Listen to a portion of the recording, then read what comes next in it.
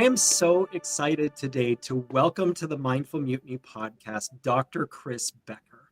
And Dr. Chris is into so many wonderful things that I am into with psychedelic healing and all of this wonderful spiritual ascension. So, Chris, thank you so much for being on Mindful Mutiny. Well, thank you for having me, Jeremy. It's a pleasure to be here and to share my story with your listeners. Yes, I'd love to start with tell us a bio about who you are and where you came from. Okay.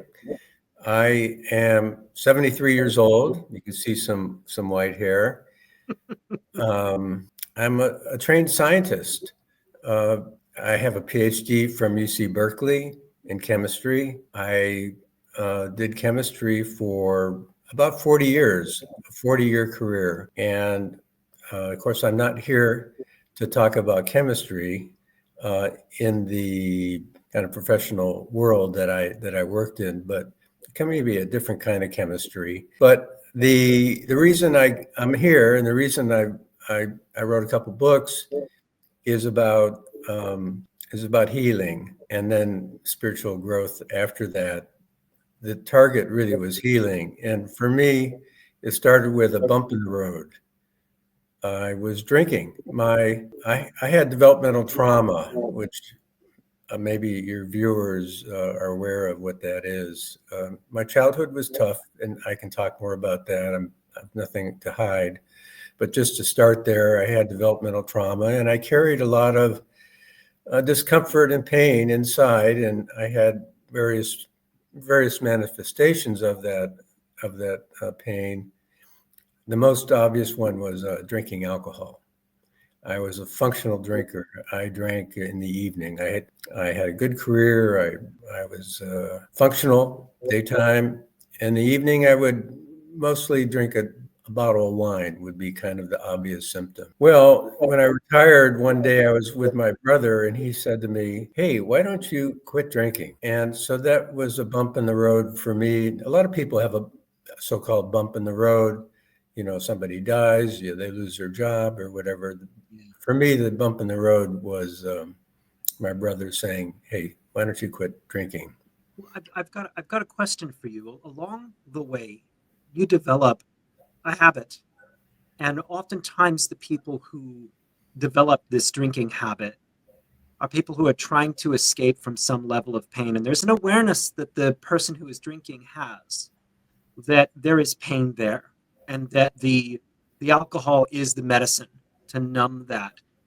You had insight into this? I'd like to say I did, but I'm not sure I did when I was in that world. It's kind of a fog, I think, for a lot of people. It certainly was for me.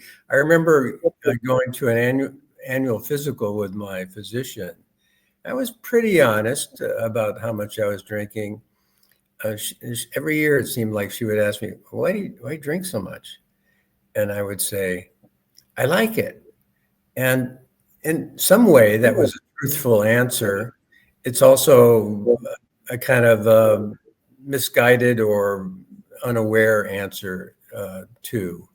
But as you said, what it really is about, it's a kind of self-medication, not a good one, but it's a kind of self-medication. And it's a way of numbing the pain, so avoiding the pain. Of course, it doesn't heal anything, and it causes other problems, but that's basically what's going on. And there are other manifestations. I wasn't a particularly good romantic partner. It's hard to be intimate. You kind of guarded, self-reliant. I was kind of a self-reliant training. I don't know if whatever the word is. Strategy, and I was good with my kids, fortunately. Not bad with my partner, but not very good either. Anyway, so back to kind of fast forward. So after many years of this, not really going anywhere from a healing point of view, I had that bump in the road where my brother said, "Hey, why don't you quit drinking?" So that's tough. That's tough to do for somebody who's really using the alcohol as a medication. But I knew he was right. deep down, and I said, "Oh, well, I'll try." I don't. It's kind of that's a hard thing to ask for somebody to do. It's not easy. Well, he said you have to have a plan, and you just can't say I'll stop drinking. You have to have a plan. So I said, okay, well, give me a few days to come up with a plan. And coincidentally, I had read Michael Pollan's book, How to Change Your Mind. This was 2018. It had come out just a couple of months before my brother was talking to me. And I was interested in it. I had done some psychedelics back in my 20s. And, I just thought it was an interesting book. So I read it. And so when he said, you have to have a plan, I thought, that could be my plan, because as maybe some of your viewers, maybe not everybody knows what's in that book. Michael Pollan talks about, especially in the beginning of the book, he talks about the history of the use of psychedelics to treat alcohol abuse and depression, anxiety. So having read the book, I thought, that could be my plan. It wasn't so easy to find somebody. It's not like in the yellow pages. So there's no yellow pages anymore, but you just can't necessarily find somebody. But I did. I looked on the internet and nosed around long enough until I found somebody who I thought would know about this in a professional way, and who also was, turns out, a licensed psychotherapist. And in San Francisco, which is pretty close to me, within a driving distance. So that's how I began my healing path. And I walked in, I wrote him, can I come in? And, okay. So I go in, and the first thing he asked me is, okay, hey, why are you here? Good question. So I said, well, I'm here to, stop drinking. And I read Michael Pollan's book, and so I want to try psychedelic-assisted psychotherapy. And he said, "Oh, okay, but why don't we pump the brakes a little bit? Why don't we talk a little bit? Why don't we say, hey, let's explore. Why are you drinking? What is that about?" And this so is a good psychotherapist. that kind of opened the door, a lot of awareness door.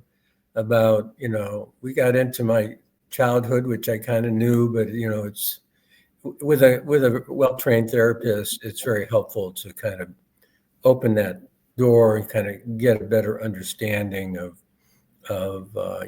what happened. It's not. It can be helpful. It can be curative to some degree, but my experience is that the medicines, the psychedelic assisted therapy, and not just the psychedelics, but the therapy is more powerful with the medicines when it's used in a very professional and responsible way. It's not recreational. It's not do it yourself, but with a well-trained person. So that's kind of like how I got to the door of psychedelic assisted therapy. Oh, that's magnificent. And your story is not particularly unlike other people in our civilization. There's so much pain, and there's so little support, and there's only a few things that are considered taking care of that pain. You need to go to rehab, which is a hard, really difficult journey to do, and often takes a lot of time out of work and may not be covered by your health plan and all these different things. You've got psychotherapy, which is also a good option, but sometimes that's covered by your insurance and sometimes it's not. And then there's other modalities like this that are often not explored by people but can be incredibly profound. And I love what your psychotherapist did, which was just kind of slowed your roll, because yes, it's great if you can use psychedelic assisted therapy as a means of stopping a terrible habit like drinking. But there's often so much more there going on. And it sounds like he began to just dig in on that. I wanted to rewind to something that you had said earlier, a trained scientist. It was a very important thing. You're a chemist. And I would imagine that the culture of the chemistry department that you worked in, or a company, or wherever it was that you were, was a very science and tangible based culture, where this wouldn't necessarily be something that was talked about or encouraged to look into. Was that what it was like? Well, it wasn't like the weekly seminar. I mean, it was really hard science. So my training, the degrees in chemistry, some people might call chemical physics. It's really very hard science. The fellow I worked with, my professor when I was a graduate student, later got a Nobel Prize. Very, Fantastic. really high quality education, very rigorous, I think, science. Yes. And no, we didn't talk about psychedelics. We talked about what we were doing in the laboratory, which had nothing to do with psychedelics, nothing. However, it is worth pointing out that a lot of people, talking about this now, and that's great. And one of the reasons I think it was useful to add my voice to that discussion is my training, because Yes. one of the things you learn as a scientist is to observe very closely and then report on your observations. So that training, I've written many scientific journal articles, and I have a lot of patents and all that stuff from a 40-year career. And it's a kind of training that I think is useful in terms of, like, even though this is a new, area than my scientific career, it's a useful background to help report on, what's out there and what it can look like. And everybody's different. My path is different than everybody's, no question about it. But why I, wrote a couple books is it's good to have some examples in detail, I think, of what it can look like, and what a kind of path, a healing path, and that's really where it started, is just healing. And then later it kind of, started to go into more spiritual growth too. But anyway, so that's a little bit about I think, the value of a scientific training in this discussion. Yeah, I think it's an incredibly valuable thing, because unfortunately, and I think law, culture, and quite honestly, propaganda throughout the past 70 years has made the plant-based medicine into something that is hippie woo-woo and not considered what would be a hard science, when, quite evidently, these compounds, these medicines, they go back in human history tens of thousands of years and have deep ceremonial significance, as you well know. And this ability for the change of consciousness, some of it can be measured and some of it cannot be measured, but it's an element of the human experience that is completely able to change the consciousness, the trajectory, the state of self for a person. When you're talking about walking in with major pain, old trauma that would create the need for you to medicate yourself daily with alcohol. When you're talking about negative self-talk, or these things that really are an infection in your psyche, it's something that can take years and years of talk therapy, or a profound, like, control alt delete reset kind of thing for your system, which is what these compounds, ayahuasca, Nino Santos, Golden Teacher, San Pedro, 5-MeO-DMT, these are capable of doing. And so I didn't mean to slow your roll there, but I'm interested in, now you're seeing this specialist who can help you with an experience, a psychedelic experience. And what happens from here? What happened? Say that again. What Yeah, happened? what happens from here? You have your first experience with him? Right. So I kind of told you how I got to the door. So the door opened for me, and I stepped in with the Michael Pollan's book under my arm, so to speak, at least that awareness. So and hopeful. I wanted to, I had intentions. We talk about intentions sometimes, but I had intentions for the whole work to like get healed. So we started a little bit with talk therapy, as I mentioned, and then after a few months, he said, okay, we can start some medicine work. And the way I did it was with a weekly a talk session, but every 2 or 3 months I would do a journey with the medicine. I started with MDMA, which is it's a lovely medicine, heart-opening medicine. It's kind of a gentle way to begin, and it really, I remember, it's a path. It's not a switch, but still, I think even after the first journey, there was a big shift for me. I could feel my emotions in ways that I just couldn't before. Wow.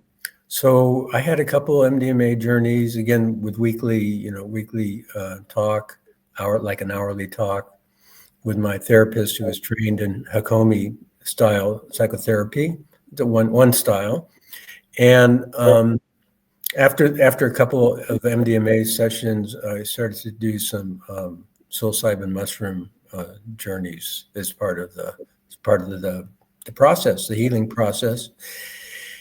And I lost. It was very successful for me. I mean, otherwise, that's why I'm here talking about it.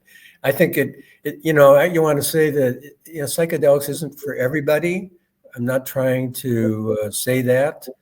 I don't say that, but there's a lot of people that can be helped with psychedelics when it's done responsibly in a very careful container, sacred container, if you will. Somebody who's well trained, and experienced, mature person. I lost my interest in drinking, and just didn't care about it. It wasn't like I had to white knuckle anything. Chris, I've got a question about the MDMA. Yeah. You said that I was able to feel my emotions again, or something like that. Yeah. And I'd like for you to explain what was the difference. Was it that before you couldn't feel them, or that they were scary, and that all of a sudden you had new, more vivid emotions? Like, what was that switch for you between before and after MDMA? I would say that the emotions were blocked, not scary, just blocked for me anyway. I remember one particular incident that maybe really opened my eyes about what was happening.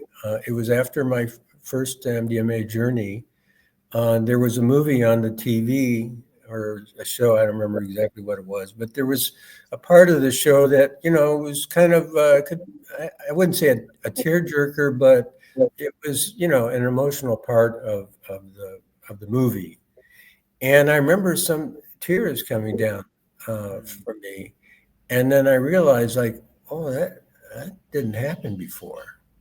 And so that was kind of a physical manifestation that really not just validated, but just really woke me up about what was happening. It was just like, oh, goodness, wow, what's happening? So it was really kind of dramatic. I mean, it wasn't like I was sobbing, but there were tears coming down that would not have happened. I know would not have happened before. Welcome to the Mindful Mutiny podcast. I'm Jeremy, and I founded Mindful Mutiny as a podcast, a community, and a commitment to live a high-frequency life. I want to help you cultivate purpose, clarity, and structure. I'm an experienced therapist, transformational coach, former executive, and psychedelic specialist. Go to mindfulmutiny.com to subscribe to my newsletter, schedule a consultation, or just to get more information about what my coaching can do for you. If you support positivity, I'd be honored to have you as a Patreon subscriber. On Patreon, there will be bonus material and a community of Mindful Mutiny fans that believe in human potential and living a high-value life. Also, check out the link in the description for my spring store with merchandise that supports the Mindful Mutiny podcast. Mindful Mutiny is sponsored by Exponential Intelligence. Exponential Intelligence teaches you how to raise your consciousness and be the most wise, evolved, and brilliant version of yourself. See the link in the description of this podcast to learn more about this incredible sponsor. Mindful Mutiny is also sponsored by Pachamama Sacred Paths. Pachamama's mission is to facilitate individual awakening through sacred plant medicine, spiritual retreats, and ancient teachings, ultimately contributing to the collective ascension of consciousness. With over a decade of experience hosting retreats, Pachamama is distinguished by its commitment to ancient wisdom, shamanic practice, and ethical care for participants. See the link in the description of this podcast to learn more about this incredible sponsor. And now, on to the show. Before that journey work. You know, the thing that a lot of people who are dealing with complicated issues with trauma don't quite realize is how much time we spend in that reason information brain. And that became a real haven for you as a scientist. You lived in a world of reason, of hard science, of proof, of strong conversations about what is illusion and what is reality in this, and what do the numbers indicate.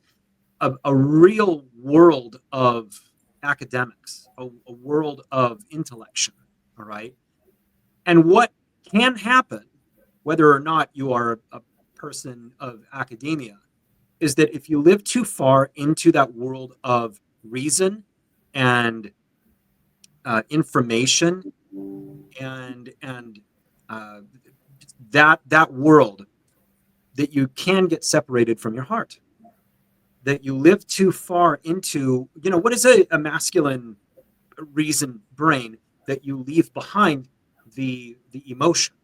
And so to connect you back with emotion, you're like, wait, what is this moisture in my eyes? What is this? What's going on here? Right. And this continues for you into a mushroom journey. You kind of like graduate up to that. Well, yeah, I mean, there was no backsliding, if you will, use that word. It just was all going forward, and actually a beautiful unfolding for me. I felt really, really fortunate. So I did the way it worked for me is I did 2 MDMA journeys, and then I started to do some mushroom journeys. And I just felt different. I felt better. I felt more at ease. I could also, my awareness also grew. I could see like what had happened to me more clearly, and how I had, what's the good words, protected myself, or my strategy to manage in the world, even though I was carrying a lot of pain. I could see it and I could understand it. I felt released from a lot of that kind of prison, if you will, that kind of living above, like you were saying, living above the neckline. And it was great. It's like, oh goodness. And at some point, they started to have some spiritual experiences too. So that just like, I don't know how to say, but let's just say encouraged me to continue. It felt like a blessing, and those kind of experiences. So, Can I ask your religious or spiritual background? Yeah, good question. My parents, my father was Jewish, my mother was a Protestant, and although I respect both traditions, neither of them really resonated for me. When I was around 20 or thereabouts, I got interested in Buddhism, and read some books, and then found a Zen Buddhist teacher when I was starting in graduate school, so fairly early 20s, 23 or something like that. And so I have a long history with Buddhism and meditation, and that's actually an interesting topic. You might say, well, you meditated so long, well, why didn't that heal you? Good question. I think the meditation, a lot of meditation, and intellectual understanding about Buddhism. I read books and heard lectures, and I could tell you all kinds of things about in the literature and what people say, and which is fine. It's all good. There is such a thing as spiritual. A San Francisco psychologist termed the phrase spiritual bypassing, and I think that happened for me. It happens for a lot of people, where you want to find a spiritual path or release. I think that's how, whether it's intentional or conscious, I think that's what's happening for a lot of people. They want to go to heaven. They want it, I want it now in this lifetime. They want to be in nirvana. And you can't blame people for that. But just sitting on your cushion, so to speak, and putting your nose in sutras doesn't necessarily heal you. And in fact, and that can cause some problems. There's many stories about spiritual teachers who basically bypassed their emotional healing, and they can be abusive or just poor teachers. So medicine really actually helped my meditation. I still like to meditate, but because I like it, I enjoy it. And it has opened up my meditation, but that's a whole topic about meditation and spiritual bypassing, and but also how psychedelics and meditation can also go hand in hand. When you're talking about the spiritual bypass, this is certainly something that you've not done, but through the years, I imagine that there was a great disconnection with you and your spirit, and that at this point, trying to get back into a world of spirituality, you just started with not wanting to drink. And then, now I read one of your books, the experiences that you were having in this. You went to you've done several journeys, including ayahuasca and these different compounds. You've gone to some pretty deep places, and I imagine that you are not who you were in 2016. What has been the biggest transformation in your life? Let's see. Words are kind of approximations anyway, but we do our best with words. It's what we got to use to communicate. I guess the biggest transformation, let's see, say a couple things, just a more open heart, just appreciation for the time I have here on earth, being soft with other people, compassionate with other people.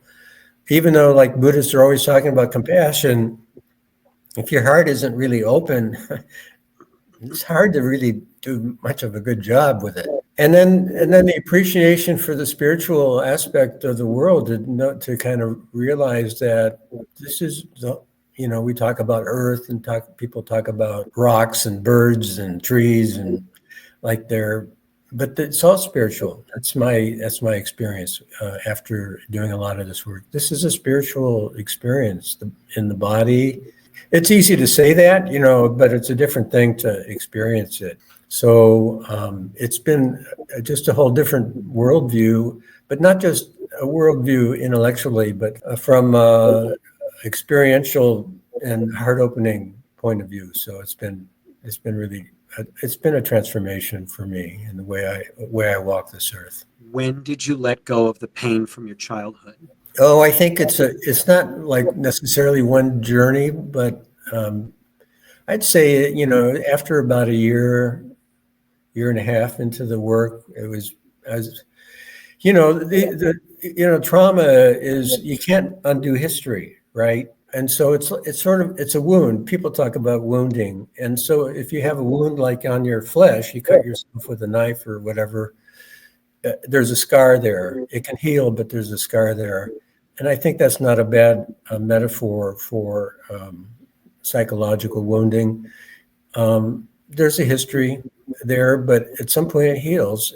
The charge, if you will, you can discharge that energy, and look back at with compassion and just feel like, it's just no longer a burden. So those are a few words about healing, but I think it was about a year or so into the work. It wasn't just one journey, and it was a cumulative process, and so that's pretty much how it worked for me. I think that's pretty common talking to people. It's pretty common. People would one guy says, I have the psychedelic medicine, but it's not fairy dust. And so it's work that you have to do. I think the person has to be committed to it, take it very seriously, and do work. We talk about intentions before journey, and also importantly, integration after. You learn things and you have experiences in a journey. And so then the question is, well, how do you incorporate that into your daily life? And so my therapist, was very big on, okay, let's come up with a plan. What are you going to do every day that kind of echoes or reinforces, what you've learned and experienced? So it's a path. It's not a switch, as I said. But for me, a year and a half, it was really transformative. You've become and somewhat of an expert in the world of psychedelics. And I wanted to ask you about a theme that I saw continuing to arise in your book. And it was about the discussion between the divine masculine and the divine feminine. And you wrote a great deal about you attempting to take yourself out of the masculine and put yourself into the feminine. And I wanted to ask you about your own view of divine masculine right beside divine feminine, because the sense that I got in reading your book is that there was a greater emphasis that you placed on the divine feminine. Is that kind of where you stand, or what are your views? Yeah, I think maybe Jeremy, it would be helpful to mention that especially in one journey, I remember one mushroom journey, I felt the toxic male energy that had permeated me, because I don't know, you can say, is it partly it's transgenerational or also certainly cultural. I grew up in the 50s, very sexist and often misogynist environment that I lived in. And so I breathed that air. And we see toxic male behavior all over. And so I was, I didn't think I was particularly misogynist or that, but there was a lot in me, I think, just, like osmosis. It just got inside of me. And I remember one mushroom journey in particular where I just kind of started shouting, "Get out of me, get out of me, get out, go to God," or something, things like that. It was just like, getting this toxic maleness out of my system. It was very cathartic. And then a lot of times also, in some other journeys, I've really in the healing felt maybe we say the divine mother, the divine feminine, as a healing presence. It's not for me, it's not really an intellectual thing, but I would say, report to you and your viewers that getting the toxic male out of my system was a big step in my healing process. And then opening up to the divine feminine as a healing force. I had, a vision of, and I certainly probably more than one journey of, like a divine mother, just helping me and loving me. We talk about it, but we all have male and feminine aspects to our psyche, to ourselves, whatever gender we were born into. It's natural to realize that when you get a lot of the junk out of your system and open up to those feelings and those experiences. So that's kind of a roundabout way of answering your question, but really trying to say that, yeah, the divine feminine is a really important part of our world. What is the divine masculine, and how should it interact in our world? Yes, good question. I'm not sure I'm an expert to answer that, but I'll do my best. I would say that I think of divine masculine in terms of the source energy, the original, beyond words, really, the original stuff of the universe, the energy of the universe, the fundamental source energy that has caused creation, and it plays with the feminine. The feminine sort of somehow allows it to blossom into the world, but the male, the divine masculine is some sort of.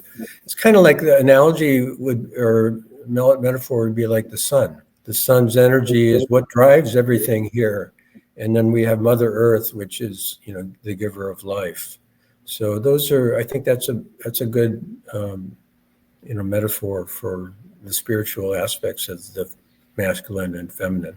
It can be particularly difficult when there has been trauma that started with the masculine or with the feminine, to heal that part of ourselves and to gain this kind of spiritual high bar of forgiveness that is the space of all healing. That forgiveness often comes through a long process and a relearning of oftentimes where our own parents reached the bar and where they fell short and how they fell short and why they fell short.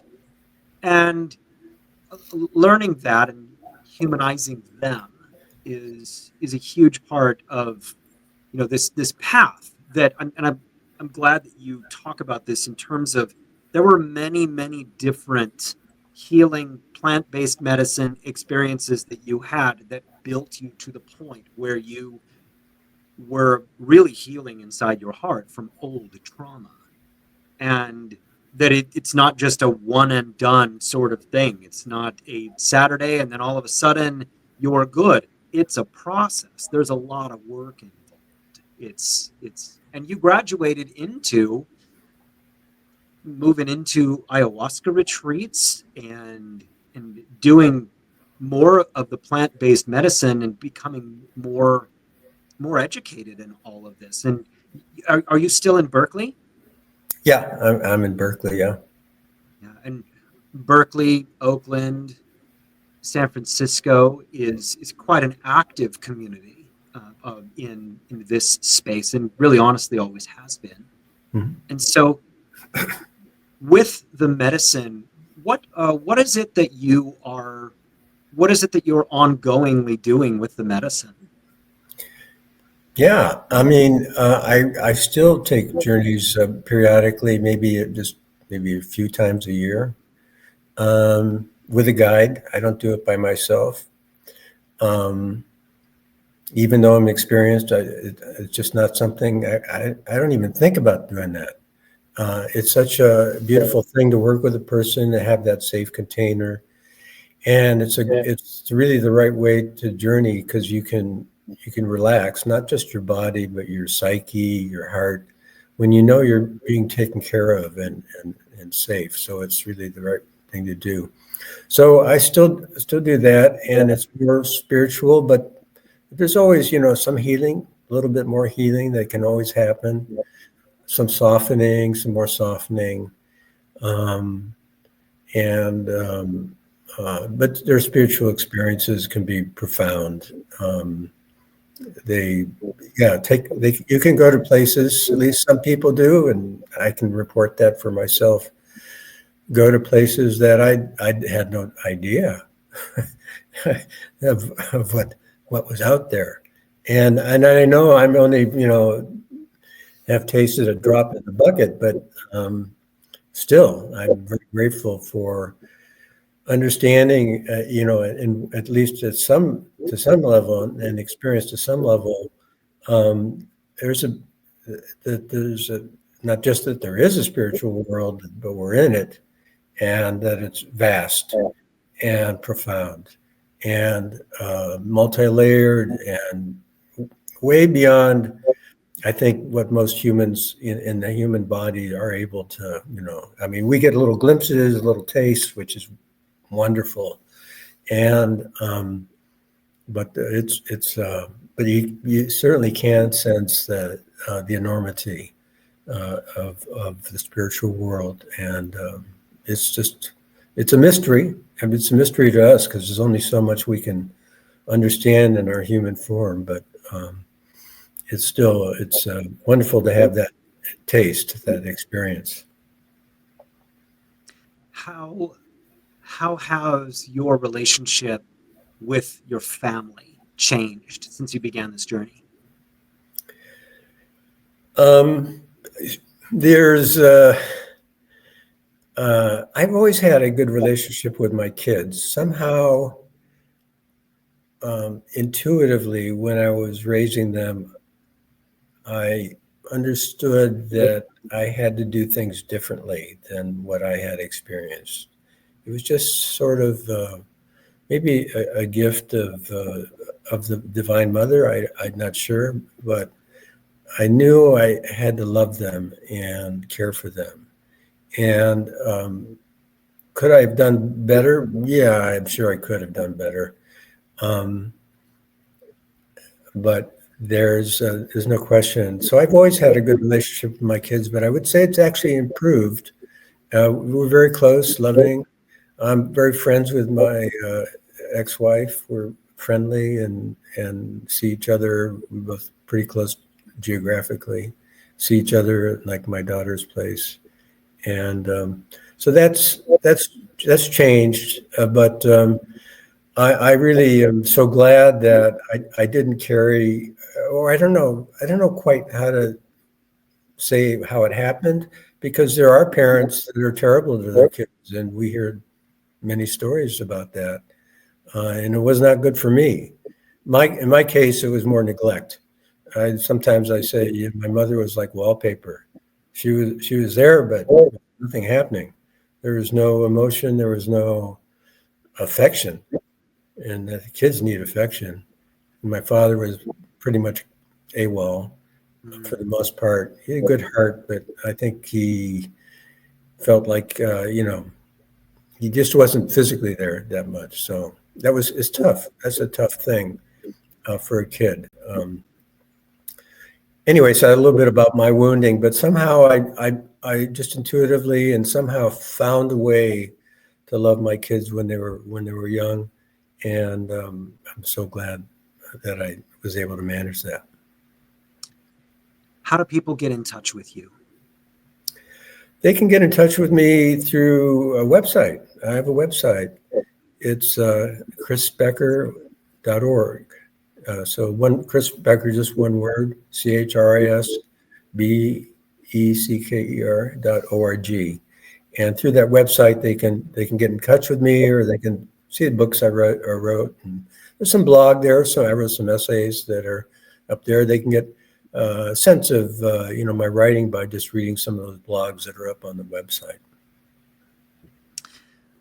Dr. Chris Becker, this is where I start to tell you what I love about you. Here's what I love about you. You shared some of the deepest and most profound experiences that you've had with the world. And not only have you done that, but you come from a place of hard science. You come from a space where This wasn't necessarily something that people talked about or did. Your exploration into the world of spirituality, it was brave. It was not just brave to do, but it was brave of you to share with the world. I love your vulnerability. I love your sharing of these profound, wonderful experiences. And for those of you who are interested in what psychedelics might be able to do for you and what it's like inside some of these medicine ceremonies, the books that Dr. Becker has written are fantastic as trip journals and understanding what people see and what that experience is like and what connecting with pure source is like. And Chris, your ability to put words to an experience that often is beyond words, it's an art to be able to do that, to be able to take colors that you've never seen before, feelings that you've never felt before, and to put them onto a page as best as you possibly can to explain the unexplainable.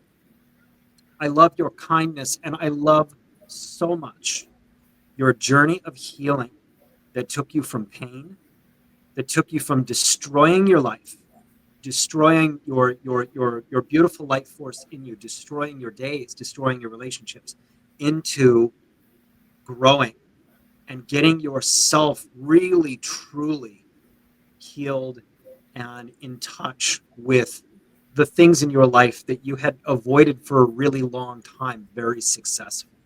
And so I love what you do in sharing with the world. I love what you do in being a person that's an example of this incredible healing in these substances that can do amazing things for people. So thank you so much for being on Mindful Mutiny. Oh my gosh. Thank you, Jeremy. It's been a really pleasure to meet you and talk with you today. Well, thank you. And for more information on Dr. Chris Becker, please look at the description of this episode. And don't forget to like and subscribe to the Mindful Mutiny podcast. And remember, in a lifetime, there's more decisions than anybody can count. Living the highest form of yourself is the most rewarding thing that you can do. So make incredible, positive, risky, and bold decisions to be the highest version of yourself. Now go be something great.